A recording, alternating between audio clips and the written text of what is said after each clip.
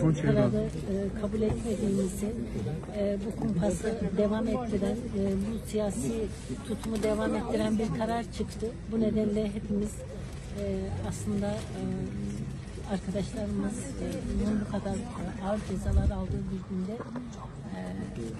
mücadeleye devam etmek dışında söyleyebilecek bir sözümüz yok. Çünkü bizim aslında bir tahliye değil, gerçek anlamda bir özgürlüğe, hukuka, barışa, adalete ihtiyacımız var. Bunun için hepimiz elimizden geleni yapacağız ve inanıyorum ki bir gün bu cezaevi kapıları gerçek anlamda bir özgürlük için açılacak ve bütün arkadaşlarımızın dışarıda halkıyla buluştuğu güzel günleri göreceğiz. Bir de Sayın Süreyler'in bir açıklaması oldu. Bu AK Parti'nin ileride yargılanmasını iddialemesi de evet, ben de bütün bu yargılama süresince bunları anlatmaya çalıştım.